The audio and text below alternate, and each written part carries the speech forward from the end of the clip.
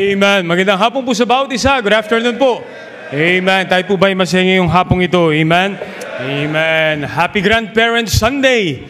Amen. Nakaka-bless pong marinig ang special number ng mga ninuno namin dito sa San Pedro. Amen. Pag nakikita ko po kayo at nakakasalubong niyo po ang aking mga anak, sabi ko sa mga anak-anak, yan yung mga ninuno namin dito, mga forefathers and foremothers namin dito. Kaya yung iba po dyan ay mga spirito na lamang, pero salamat sila po. It's such a blessing. I'm telling you, many of you have known me since I was this small. At ngayon nakikita ko po kayo nagpapatuloy sa Panginoon. It's a blessing. Really, no po? Kaya sabi ko nga po sa mga young people kaninang umaga, itong mga ninunungan natin nagpapatuloy no? Mabira tayo mga young people pa kaya ay hindi maglingkod. This morning we recognized, I think, 38 grandparents po sa amin. And oldest we have is 89 years old. Kinikwento niya po nga po sa akin paano nila tinayo ni Noah yung daong. At paano nila tinanim yung tree of the knowledge of good and evil. Pero nakakatuwa po, no, yung longevity, yung pagpapatuloy, pagpapahalaga sa simbahan, pagmamahal sa Panginoon. I know it's not easy. It's not easy, right? You heard the testimony. Mamira, si Dr. Vicky, mula po nung wala akong ngipin hanggang nauubos na yung mga ngipin ko, nandito pa rin, amen? And that is a blessing. Salamat po sa Panginoon, and we thank the Lord. We have a pastor and his wife that even at their age, ay talaga namang pag nag-uusap po kami, nasan po kayo? Papahinga na naman kayo sa airport. And been traveling, just wanting to be a blessing. Amen? Tayo po tayong lahat, Ephesians chapter number 1. Aren't you glad you are in the house of God? Amen? Amen. Wala na pong pinakamasayang lugar pag araw ng linggo, kundi ang bahay-sambahan ng Panginoon. Amen? Salamat po sa inyong patuloy na panalangin. In spite of the rain, this morning, God blessed us with, I think, 26 visitors. And we had more than 300 in attendance po kaninang umaga. Ngayon po, mas marami yata sila kasi wala po ako doon. Amen? Hindi ko alam kung may service po sila anong ginagawa nila doon. Pero no, we had a great service this morning and we thank the Lord for that. Ephesians chapter number 1. Ephesians chapter number 1. Nakita niyo na po, amen? Ephesians chapter number 1. I want you to understand let's read verse number 1 to verse number 6. Ephesians chapter 1 verse 1 to verse number 6. Kung nakita niyo po, say aloud, amen. Amen. The Bible says, Paul, an apostle of Jesus Christ, by the will of God, to the saints by which are at Ephesus, and to the faithful in Christ Jesus.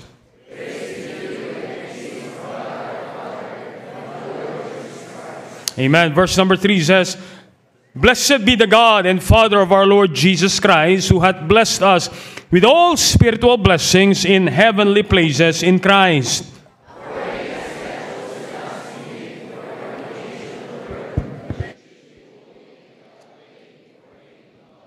Having predestinated us unto the adoption of children by Jesus Christ to Himself, according to the good pleasure of His will. Verse number 6, please.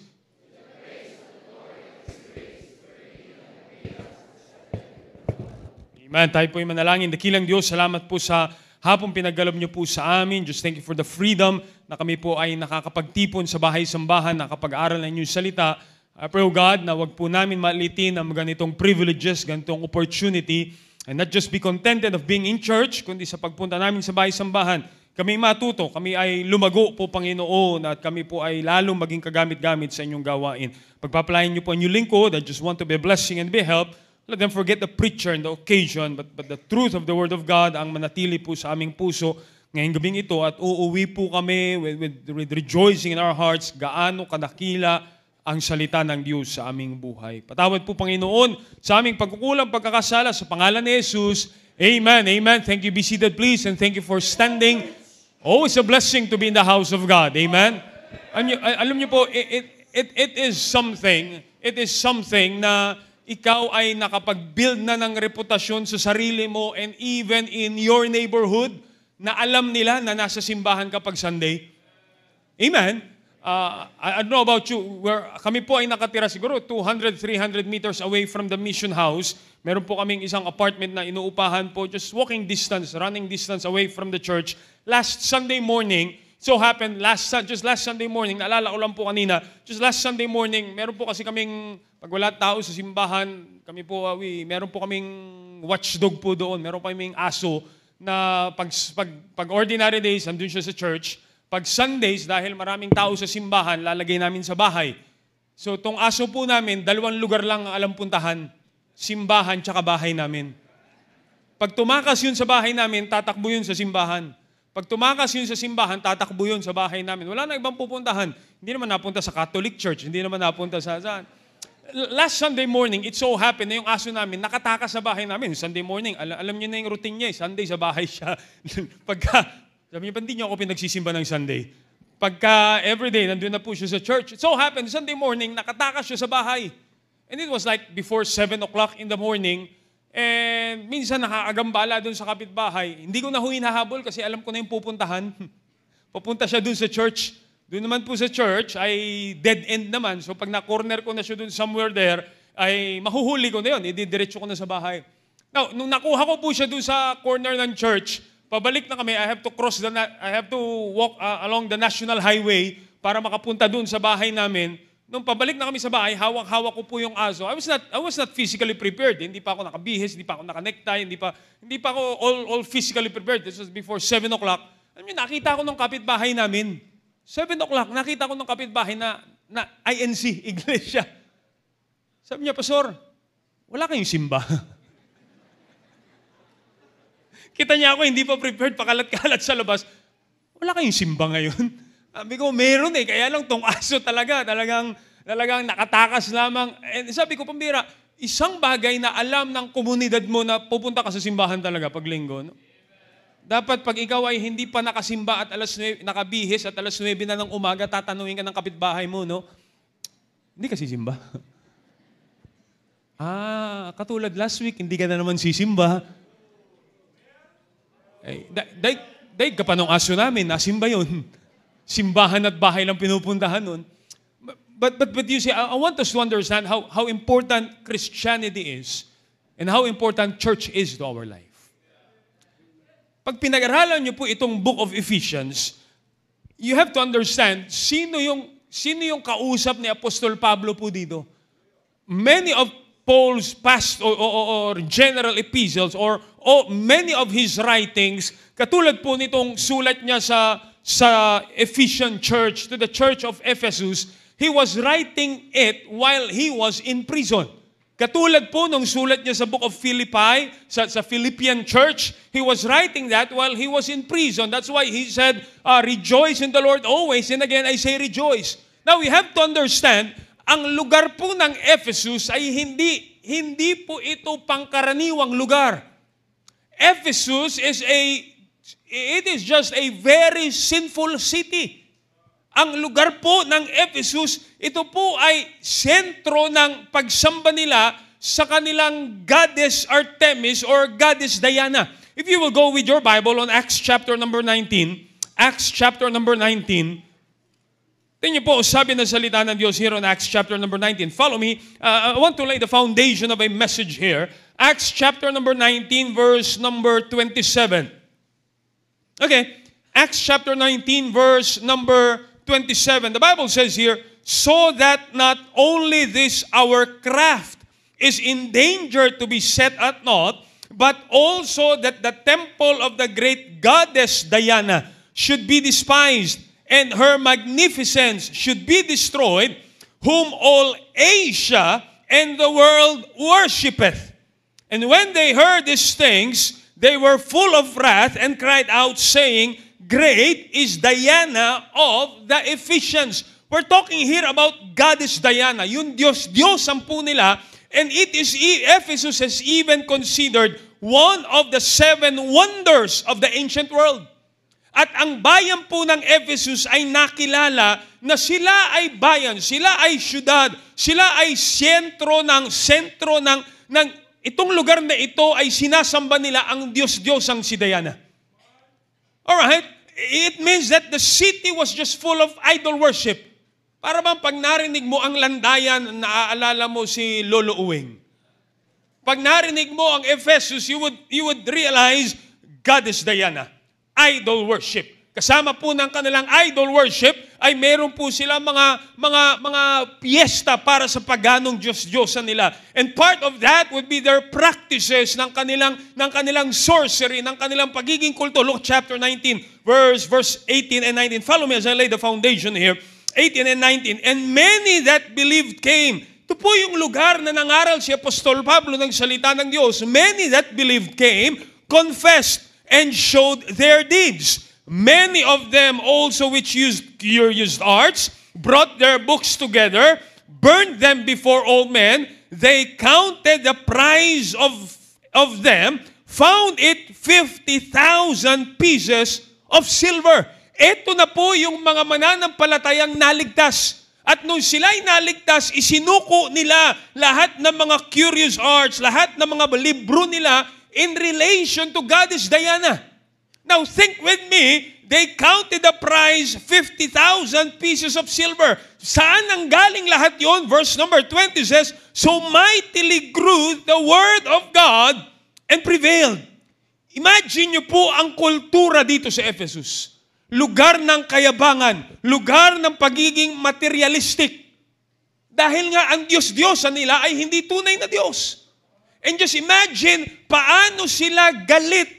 Alam mo naman, pag hindi katotohanan, o pagka ang tao ay malayo sa katotohanan, galit sila sa katotohanan. Naalala niyo po, sabi ni Apostol Pablo, am I therefore become your enemy because I tell you the truth? The assassination this past week was just a big evidence. Pag ang tao ay galit sa katotohanan, talaga namang lalabanan nila ang katotohanan. Right? Now, that is Ephesus. At maraming bagong mananampalataya ang naligtas mula sa ganong background. Sila yung nagtitinda ng Diyos-Diyosan. Sila yung gumagawa ng Diyos-Diyosan. Sila yung mga tao na yun ang naging kultura nila. Yun yung naging buhay nila. Look at verse number 29. Sabi ng Bible, verse number 29, and the whole city was filled with confusion. Caught Gaius, Aristarchus, men of Macedonia, Paul's companion in travel, they rushed with one accord into the theater, and when Paul would have entered into the people, the disciples suffered him not. Hindi nila pinayagan si Paul. Nagkaagulo po sila doon. Why? There are people out there na talaga namang galit sila sa katotohanan, and therefore galit sila sa taong nangangaral sa katotohanan. And these are the group of Christians na kausap ni Apostol Pablo. Mga bagong mananampalataya na nanggaling sa isang paniniwala na napakasalungat sa salita ng Diyos. Alright? Nanggaling sa isang pananampalataya na ang bumubuhay po sa kanila, ang hanap buhay po nila ay somewhat related lagi kay Goddess Diana. Ang kanilang pagpiestahan, ay doon sila kikita, doon ang kanilang negosyo, sa kanilang mga practices, ay nagbebenta siguro sila ng mga anting-anting and everything. But yet, mightily grew the word of God, and these people got saved. Now, understand how outnumbered they are sa buong bayan ng Ephesus. Picture with me, gaano ang mga taong naligtas na ito ay pine-persecute ngayon ng mga magulang nila. Same with our country, right? Marami po sa atin ay nanggaling sa kakaibang pananampalataya, at nung ikaw ay naligtas, pine-persecute ka sa iyong pananampalataya. Marami sa ating Kristiyanong kabataan ngayon, inuusig ka ng iyong magulang at sinabi na sa iyong, dito na tayo namulat, dito na tayo mamamatay, pero namulat ka sa isang katotohanan at kailangan mo ipaglaban yung katotohanan na yun. Now, understand these new believers at Ephesus. Ang mga Kristiyano po sa Ephesus were just a minority. Dahil nga po ang mga tao doon ay sila ay Yun, sila ay seryoso sa kanilang reliyon. Sila ay seryoso sa kanilang mga superstition. Sila ay seryoso sa kanilang pamumuhay. It's just a major trade and religious center na dinadayo sila. Remember that verse number 29, verse number 27. Her magnificence should be destroyed, whom all Asia and the world worshipeth. That's how famous Diana is during that time. It's not just a place of worship. Ito'y nakatali sa kanilang identity, sa kanilang ekonomiya, ito yung kanilang pinagmamalaki, pinagmamayabang. Now picture with me, this is a great group of people. Picture with me na kayo ay, I don't know, maybe 100, 200 Christians right on a corner na paglabas nyo ay uusigin kayo. Paglabas nyo ay mamaliitin kayo. Paglabas mo, ikaw ay duduraan at pag namimigay ka ng gospel tracts, ikaw ay pupunitan dahil ang buong syudad ngayon ng Ephesus kalaban ka. And Paul has to say something to encourage these believers. And Paul has to remind these believers na, pambira, lalakad ka sa isang kalsada na nagtitinda ng mga Diyos-Diyosa ni Diana. Naglalakad ka sa isang kalsada na there will be priests in their robes na sila ay nagpuprosesyon papunta sa templo at sila'y nananalangin sa kanilang Diyos-Diyosan. Makakarinig ka ng mga tugtugin na nagpupuri sa kanilang mga paganong Diyos-Diyosan, and there will be crowds na sila ay sumisigaw and dancers na nagpe-perform in honor of Diana, and ikaw ang dala mo lang Bible. Habang dinuduro ka, habang tinatawanan ka, habang umalis ka kasi sa pananampalataya. And many Christians, and you know that, many Christians ay pag nakikita natin minsan ang sarili natin na para bang kami lang, inuusig ako, kawawa naman ako.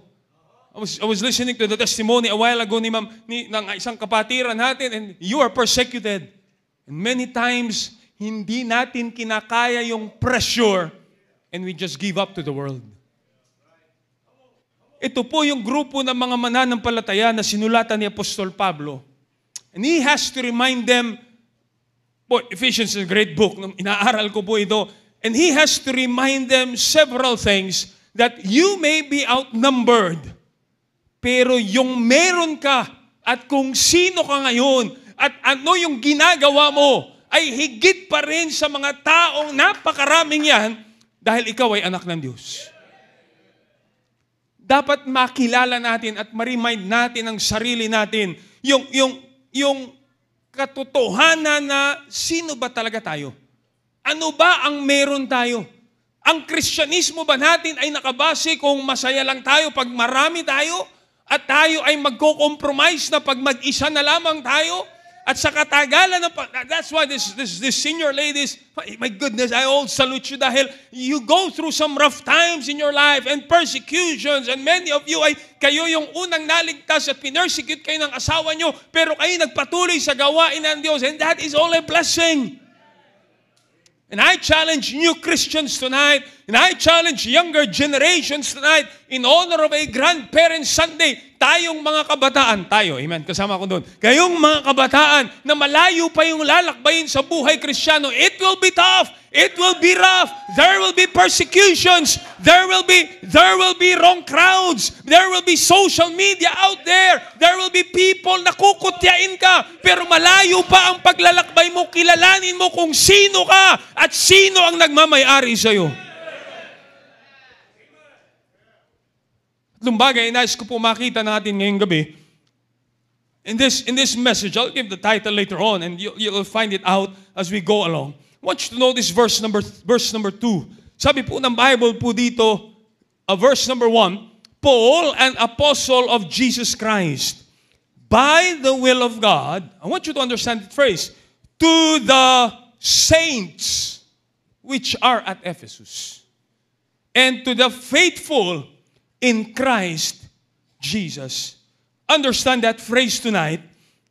To the saints which are at Ephesus. Number 1, we are significant in Christ. Your significance is in Christ, ayon po sa salita ng Diyos, ikaw na ligtas. Are you saved tonight? Amen?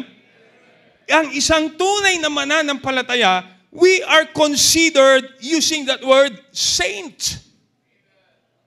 Sa dati mong pananampalataya, bago ka maging santo, kailangan mamatay ka muna, no? Kailangan ikaw i-canonize pa. Tama? Kaya nga naging San Pedro eh. Kaya nga naging San Bartolomeo. Kaya nga naging Santa Cruz, kung ano man yan. But in the Bible, to be a saint, in the New Testament sense of the word, is to be holy. And that's who we are in Christ. Ang pagiging santo po ay hindi isang bagay na makukuha mo pag ito ay, ano tawag doon, kinonfer na sa'yo kapag ikaw ay namatay na ng isang grupo ng mga taong buhay at na namumuhay sa kasalanan at dahil namatay ka na, i-confer ka bilang isang santo. It doesn't happen that way. Mula po sa pananaw ng Diyos, and ayon sa salita ng Diyos, we are saints not because sa sinasabi ng tao patungkol sa atin, kundi dahil sa ginawa ni Kristo patungkol sa atin. And because you are a saint in Christ, your significance is in Christ. Ang kahalagahan natin ay nasa Panginoon. Now understand that tonight. And that idea, isipin mo ang mga Kristiyano sa Ephesus, they may be outnumbered. Hindi sila masyado kilala. Wala pa namang social media noon. Hindi sila sikat. At ang kilala lamang sa Ephesus ay mga taong sumasamba kay Diana. At pag nabanggit ang Ephesus, hindi man lang sila napapansin. And they may say, sino ba naman kami dito? And sometimes in your community, sa iyong barangay, sino ba naman ako dito? And you're trying to look for significance. That's why ang mga tao ay tumatakbo sa social media. Ang mga tao ay gagawin lahat ng gusto nilang magawa para lamang maging mahalaga sa pananaw ng maraming tao. Haven't you realized that? Ang bira, hindi naman talaga sumasayaw para lang dumami yung like, sasayaw.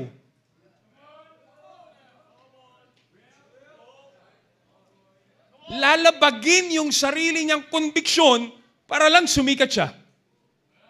Para lang magmukhang mahalaga siya. And everyone in life is striving for importance, for significance. Pinapahalagahan ang pag-aari, ang kapangyarihan, ang posisyon. And you can ask people to kausapin mo ang mga tao kung in few amount of time, and you would realize at di-detect mo agad, ano ba mahalaga sa taong ito? At sa mundong ginagalawan po natin, mga kapatid, ang tao po ay hinahanap ang kanilang kahalagahan sa popularity. Sa material things. Sa palakpak ng tao. In social media terms, sa dami ng magla-like sa'yo. Pati kaming mga pastor ay paki-like naman yung post ko. We're trying to look for significance. We're trying to want to feel important. And people are striving after acceptance and they are looking for a sense of mahalaga ba ako? Kaya nga maraming tao, they feel depressed. And I'm not trying to look down anybody who has that feeling, pero maraming tao nagsisimula ang depression kasi nakatutok sa social media at walang pumapansin ng kanyang pinost. Pinagalitan ng magulang, pupunta sa social media, hahanap ng mga taong magpapakalma sa kanya, hahanap ng taong magpapaamo sa kanya, at wala siyang matagpuan, now he's feeling depressed. One thing na nalilimutan natin, hey, anak ka ng Diyos, and you are a saint in Christ. Mahalaga ka at pinatunayan niya ni Kristo sa krus ng Kalbaryo dahil bilang makasalanan, binigyan niya ikaw ng katiyakan ng langit.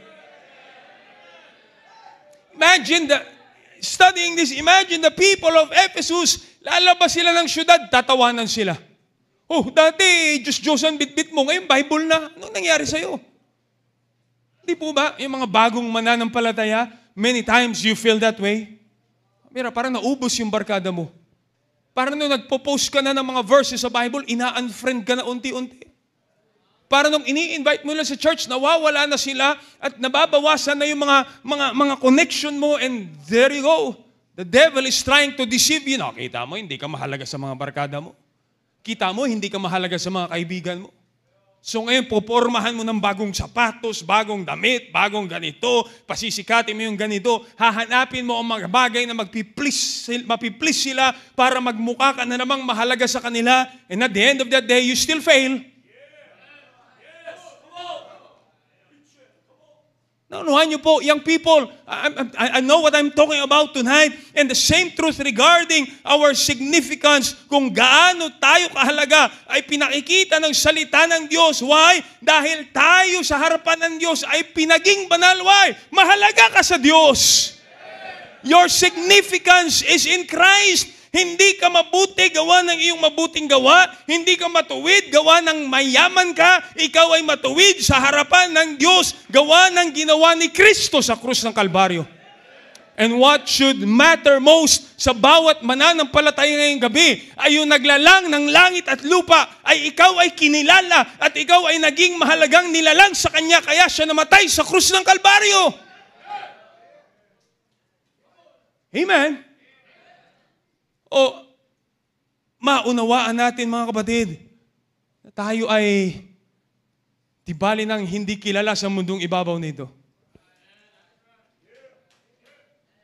Tibali ng hindi pinapalakpakan dahil, that's what, yan po ang mundong I don't know about you, but I'm trying to be aware of the world that we live in. Yan po ang hinahabol ng mundo natin ngayon.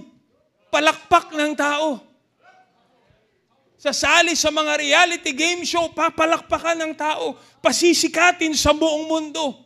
Ite-trending ang kanyang kasikatan o kalokohan o anuman. At kahit na kalokohan, pag sumikat, uy, mahalaga ako sa mundo kahit kalokohan na yung ginawa ko. I don't know about you. Amira, even to the point, few months ago, papasok sa loob ng refrigerator ng mga tindahan para lang mag-trending. Sabi ko, wala na yung utak dito, nandito na. Kakahanap ng kasikatan sa mundo. And parents, please, if you are not yet aware of it, watch your children, hinahanap nila ang significance sa mundo. And we have to remind them the most important person na maging mahalaga tayo ay ang Diyos. Amen? You see, we live from this new level of life na ang kahalagahan natin is in Christ. Unless hindi natin o unless alam natin ang totoong katayuan natin kay Kristo, we will never begin to live on that position na it doesn't matter kung sikat ako sa barkada ko o hindi. It does not matter kung in ako sa lahat ng chismis sa mundong ibabaw na ito o hindi. What matters most, in Christ I am significant. Amen? It does not matter kung mag-trending man or whatever o wala mang nakakaalam. Pero mahalaga, alam ko mahalaga ako sa Diyos, kaya siya ang maluluwalhati sa aking buhay. You see, your significance is in Christ. We are now, the Bible talks about, look at Ephesians chapter number 1, verse number 7. Ephesians chapter 1, verse number 7. In whom we have, no, verse number 19. I'm sorry. And what, wait, I'm lost, sorry. Verse number, nawala po ako. I'm going back there. Look at verse number 3. Sorry, verse number 3. Blessed be the God and Father of our Lord Jesus Christ, who hath blessed us with spiritual blessings in heavenly places in Christ. It is God who blessed us with spiritual blessings.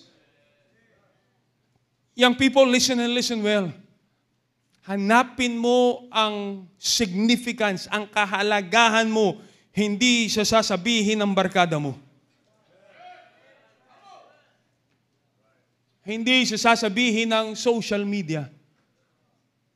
Kundi hanapin mo ang kahalagahan mo sa harapan ng Diyos. Paul is talking to these people of Ephesus. They were outnumbered. Tama. Kaya nga po masaya. I mean, look, masaya sa simbahan because you know you're part of that majority right here. The problem is, hindi naman tayo araw-araw nasa simbahan. Paglabas mo, outnumbered ka na naman. Bukas, papasok ka na naman sa trabaho mo, may nagmumura, may nagsisigarilyo, may mga immoral, may nabubuhay sa kasalanan, ikaw may dala kang Bible, para bang kahapon sa simbahan, pinapalakpakan ako, may dala akong Bible. Pag dito naman sa labas, pag may dala akong Bible, parang outcast ka. It's all right. You're still significant in Christ. Hanapin natin ang kahalagahan natin sa Panginoon. Amen? Dahil the devil will always try to deceive you. Timo, hindi ka in. Hindi ka sikat.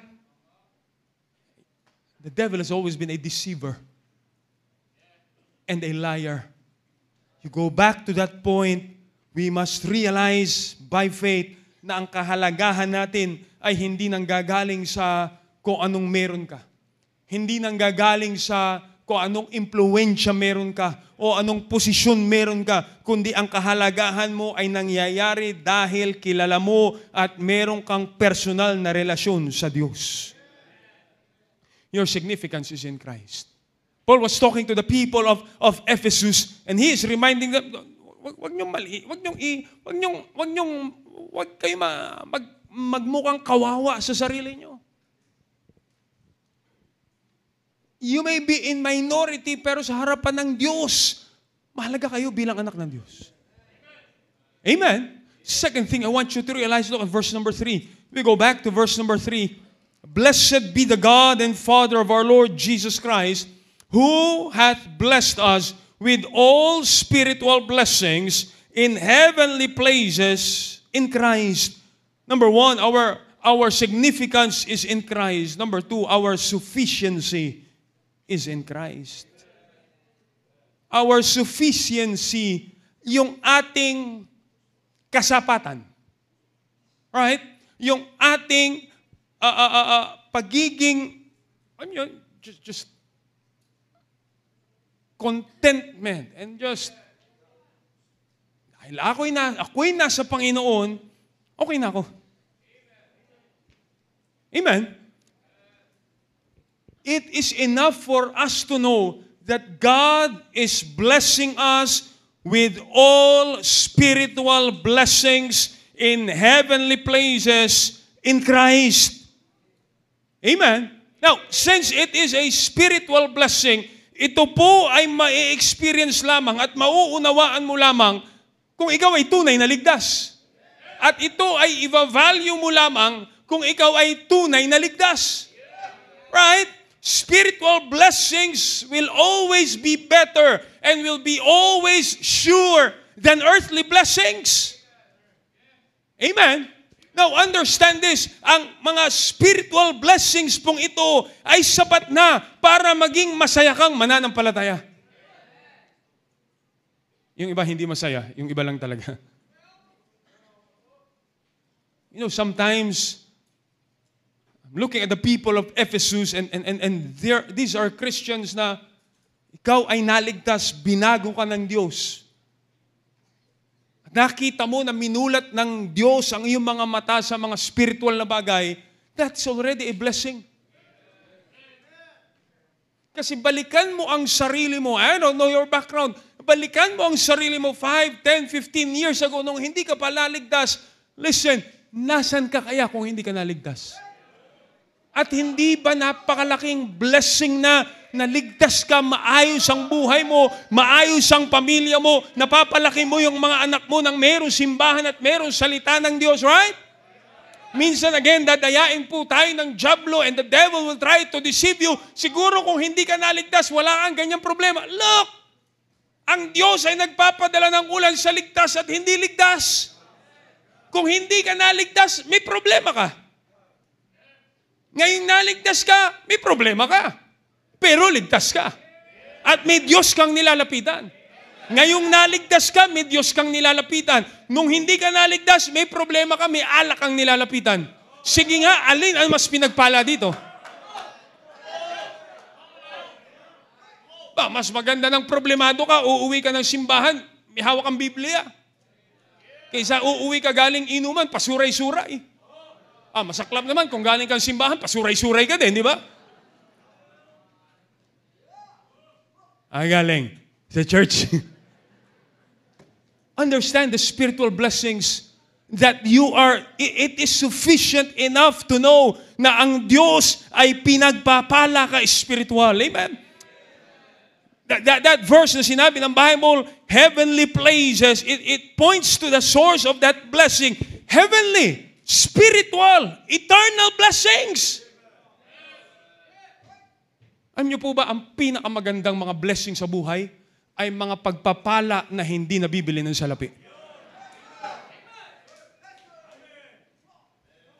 Magkano yung bagong iPhone 17? Kalalabas lang ng isang araw, di ba? Magkano yun? Nasaan na yung binili mong iPhone? Nasaan na yung ipon mo? Material blessings will always want you to crave for another material blessing.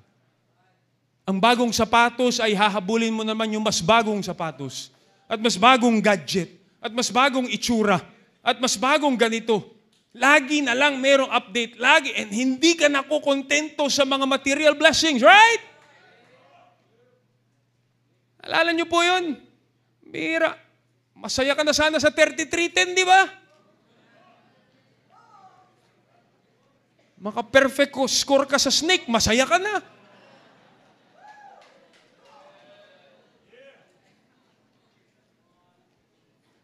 Nabagsak na mula 5th floor, buhay pa rin.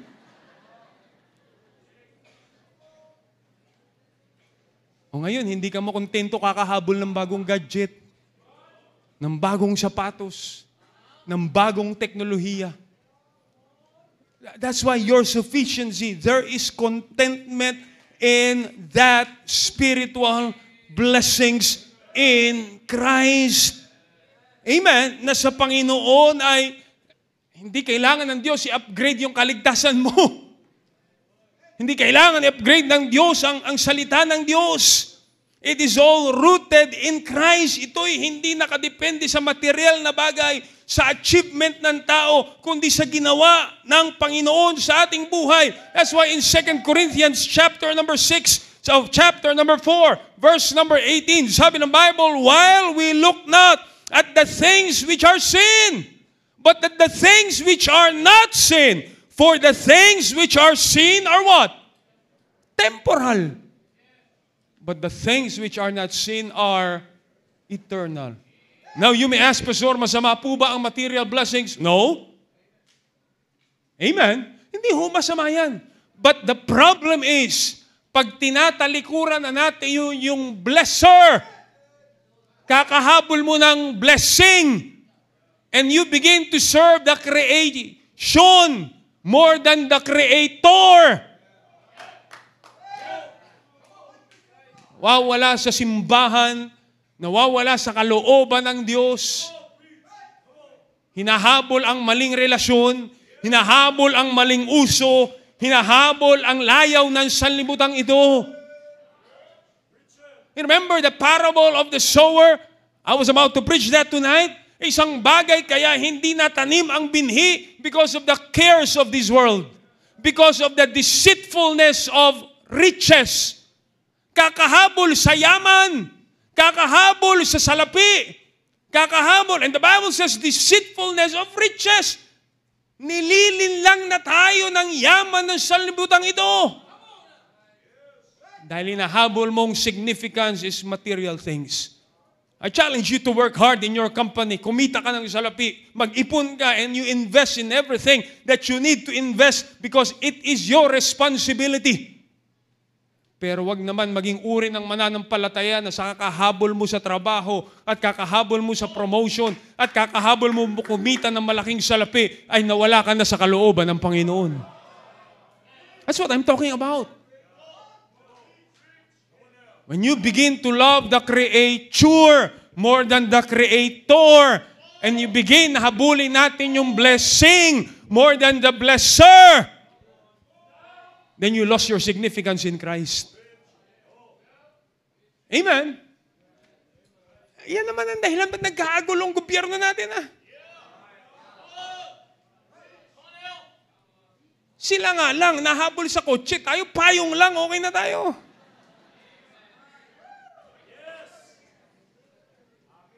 Bahala na sila sa kotse, basta tayo may payong. Tama. Pero ilang mananampalataya ang nalalayo sa kalooban ng Diyos, kakahabol ng payong. But if you are a real child of God tonight, realize this, God has already given us everything needed for life and godliness. Yesterday I was giving a Bible study. I went to Matthew chapter number 4, and it was the temptation of the devil, di ba? But Jesus Christ said, man shall not live by bread alone. Now what is bread? It is our basic need. Well, sa Pilipino, kanin, syempre. 5 takal ng kanin, basic need. Pagtaas ng sugar, basic need. Amen? Now look, bread is a basic need. Food, shelter, clothing. Those are basic needs. Pag may kakainin ka 3 beses isang araw, minsan 6, minsan 8 beses isang araw, ay hindi na basic yun.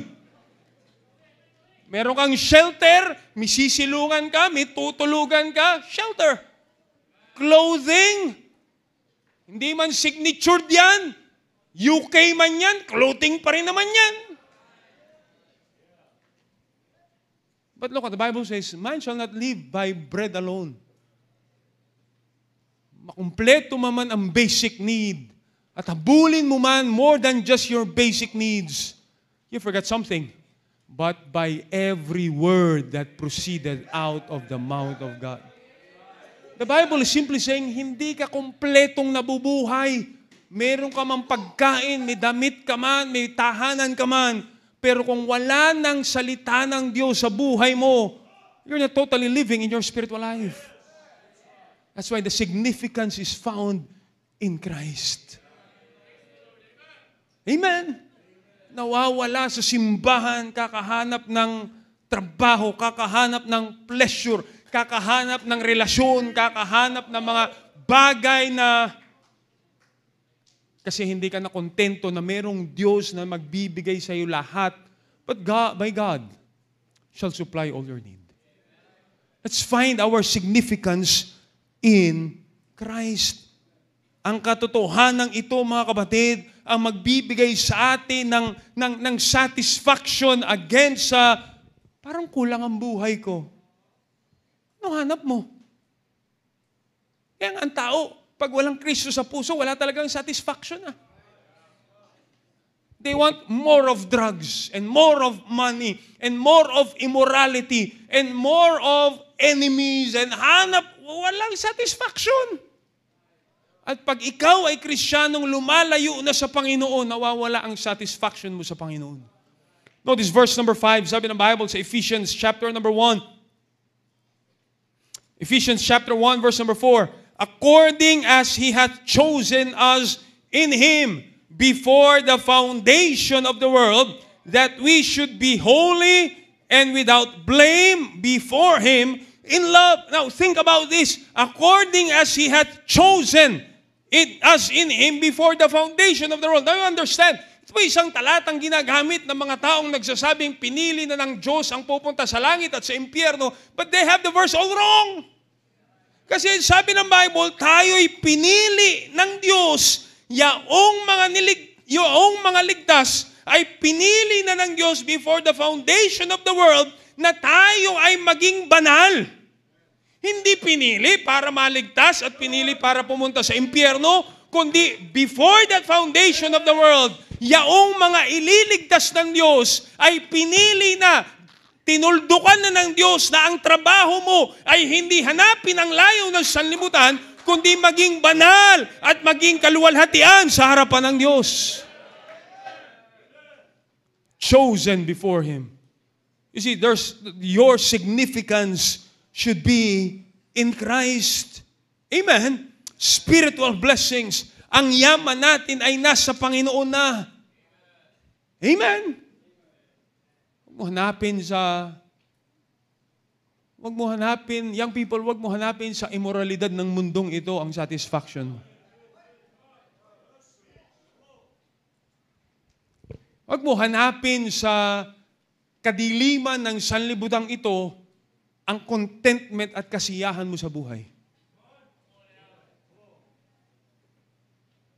Huwag mo hanapin ang satisfaction mo na pag nalamangan mo ang lahat ng tao ay okay ka na. Sometimes, puno tayo ng yabang na ang contentment mo ay mapakita mo mas magaling ka sa lahat ng tao sa sanlibutang ito. Your satisfaction should be, there is a God who giveth spiritual blessings. Amen? Kaya nga to si Apostol Pablo nasa loob ng bilangguan. He was able to say, for me to live is Christ. To die is gain. Kasi ang contentment niya ay na kay Kristo eh. Kung ako ay bubuhayin niya, mangangaral ako para sa Panginoon. Kung ako ay papatayin dahil sa pangangaral, pag namatay ako, pupunta ako sa langit, walang lugi sa akin. Diba? Pero pag ang habol natin lagi ay yaman ng sanlibutan, pag wala yung bagong gadget sa'yo, malungkot ka. Kabibili mo lang, nanakaw, malungkot ka. Tama? Napanalunan mo lang, saan? Sa takbuhan. Sinong kalaban? Yung may-ari, tsaka yung pulis, nanalo ka sa takbuhan. Your satisfaction should be in Christ. Ngayang people na pag nagka-boyfriend lang ako, pagka hinahabol mo yung creature more than the creator,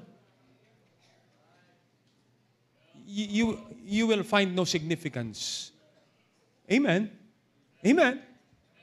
Ano po, kanina pinanonood ko po yung mga ninuno namin dito sa harap. They're smiling and they're happy and they're pambihira. Wala namang mga payong lang natanggap niyan. Hindi kotse pero masasaya naman. Bakit? Kasi at their young age, mga young ones, once young, amen? They found that satisfaction ay wala sa material na bagay. They could sing out with Solomon na all is vanity. Nakita nila lahat ng yaman sa mundo, all is vanity. Asa na yung kasiyahan nila ngayon? Umawit sa harap. Mamigay ng saging na saba. Magkwentuhan patungkol sa mga bagay na makadiyos. There's significance, right? The significance is in Christ. Amen? Number 3 and last. Number 1. Ano po yung number 1 natin? Our significance. Number 2, our sufficiency. Yung contentment mo, yung satisfaction natin, yung meron ka ngayon, and yung position mo na anak ako ng Diyos, meron akong kalayaan lumapit sa Panginoon. I may not have all the riches, hindi man kilala yung aking apelyido, but I have that sufficiency and I have that contentment na wala. Meron akong isang bagay na hindi kailanman mananakaw ng sino mang tao. Yan yung kasiyahan na ako'y na kay Kristo. Pag ang kasiyahan mo ay mga nasa bagay na nawawala, na nananakaw, may hangganan ang kasiyahan mo dito. Pero pag ang kasiyahan mo ay hanggang sa mga bagay na mabibit-bit mo, kahit ikaw ay kunin na ng Panginoon, yun ang tunay na kasiyahan. Amen? Your sufficiency is in Christ. Number 3, last. Look at verse number 4. Verse number 4, and this will be real quick tonight. Verse number 4. Kanina ko pa sinasabing quick, pero ang tagal natin. Amen? According as He hath chosen us in Him before the foundation of the world, that we should be holy, without blame, before Him in love, predestinated in the adoption of children by Jesus Christ to Himself, to the good pleasure of His will, to the glory of God, His grace, wherein He hath made us accepted in the Beloved, in whom we have redemption through His blood, the forgiveness of sins. Wait up. According to the riches of His grace, wherein He had abounded toward us in all wisdom and prudence, having made known unto us the mystery of His will, according to His good pleasure, which He had purposed in Himself. Lastly, and this is This is our last point tonight, not just our significance, not just our sufficiency, but our security is in Christ. Security is in Christ. Ang ating seguridad, ang ating kaingatan ay nasa Panginoon. Amen. The Bible says on verse number 4 or verse number 3, spiritual blessings in heavenly places in Christ. Verse number 4, according as He hath chosen us, look at the word, in Him. That key phrase is in Him. Ang pagpili ng Diyos, again, that chosen ay hindi pinili sino yung pupunta sa langit. That's a foolish doctrine, by the way. Huwag niyong paniniwalaan yun. Papayag ka ba na ang Diyos, ito, pupunta to sa langit. Ikaw, hindi. Lalo ka na, talagang hindi ka, wala kang pag-asa talaga. You think God acts that way? No.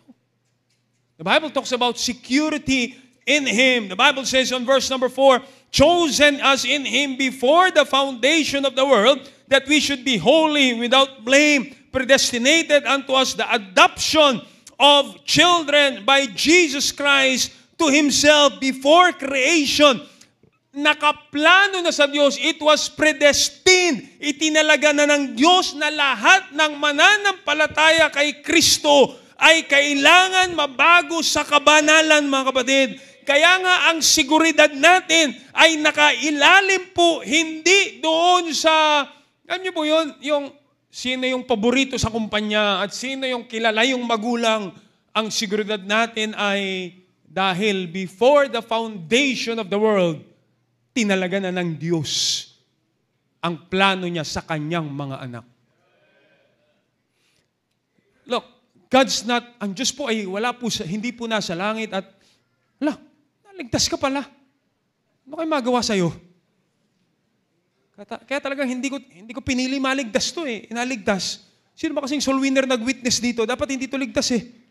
You think God acts that way? That's foolishness. Pero yaong mga maliligtas ay itinalaga na ng Diyos at may plano na ang Diyos sa iyo bago ka pa naligtas dahil may plano na siya sa yaong mga maliligtas. Amen? That's where you find security. That's where you find peace of mind na alam mo na yung nagligtas sa iyo ay hindi na sa langit. Ligtas ka pala. Paano nangyari yun? Gagawin ko dito. Mukha namang hindi mapapakinabangan to. Amen? Now, what would you feel kung, Panginoon, niligtas mo ako, wala ang plano sa buhay ko? Wala akong simbahan pupuntahan? Wala akong magagawa pa? While the world is trying to deceive us na may plano ang mundo sa buhay mo. Naunuhan niyo po mga kapatid, you find your security on a God who knows what He's doing. Look back at the creation that He created in the beginning. Nung nilalang ng Diyos yun, may plano ang Diyos hanggang ngayon at hindi nagkakabanggaan ang mga planeta at hindi nalalaglag ang araw at ang bituin ay hindi bakit nakalatag lahat yan at alam ng Diyos yung kanyang gagawin? Lalo pa kaya sa buhay ng taong maniniwala at susunod sa salita ng Diyos. Think about that. Think about that mind of Christ na God has decided long time ago na ang mananampalataya sa Kanya ay, look, the Bible says, adoption of children, predestined us into adoption of His children, na yaong mga mananampalataya kay Kristo ay magiging bahagi ng pamilya ng Diyos. You see, Paul says God chose us in Christ. Actually, that's the title of my message tonight. In Christ, you are significant. In Christ, you have satisfaction. You have sufficiency. And in Christ, you have security. It's not about tinalaga na ng Diyos sino ang maliligtas o hindi. It is about sa mga iniligtas na ng Diyos, itinalaga na niya ang pwede mangyari sa buhay ng mananampalataya sa Panginoon. Amen? Di ba? Pag may nanliligaw sa'yo, young lady, no? Sabi nung isang babae, hindi kita sasagutin kasi pangit yung nakaraan, pangit yung past ko. Sabi ng lalaki, di bali, wala naman akong future. You would go with that person? Pero you know you are secured in Christ. Meron siyang langit na hinanda para sa'yo. Amen? Ang Diyos po ay hindi nangangatal sa langit. Hala, lumindol, anong gagawin ko? Hala, nag-COVID, anong gagawin ko?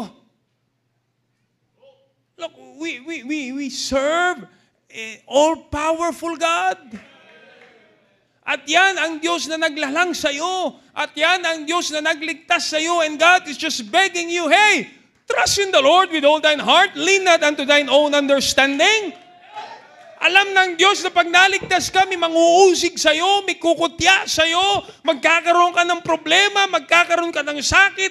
God knows what will be happening in your life. That's why there is security when you are in Christ. Kapatid, matagpuan natin ang buhay natin. Wala nang pinakamasayang buhay Kristiyano, kundi ang buhay ng isang mananampalataya nakapanig kay Kristo.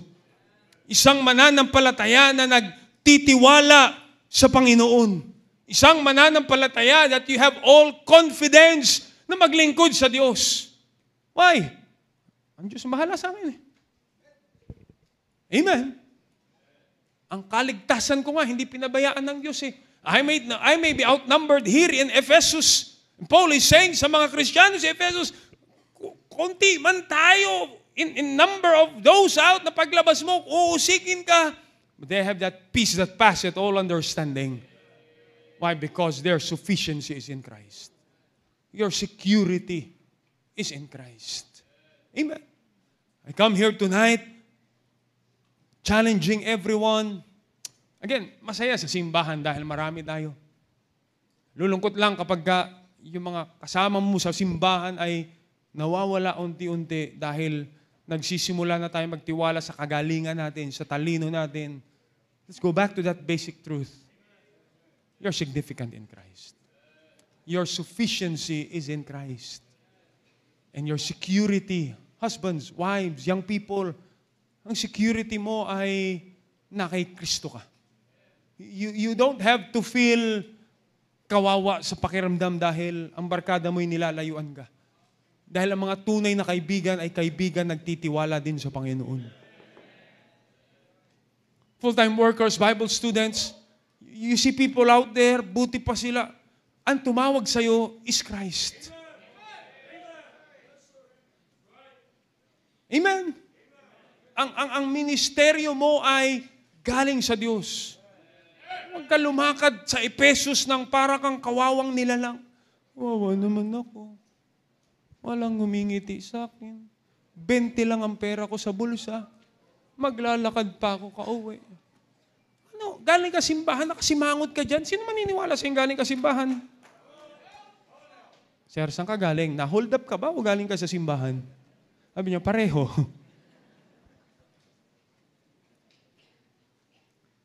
On Sundays, we have a great number of people. Pero ang sukatan na alam mong na ay Kristo ka when you walk out there on Monday. Pasok ka na naman sa school mo. Niyayaya ka ng mga barkada mong magkopyahan, magkating classes, magbisyo, maging immoral. You may be outcast, but you're significant in Christ.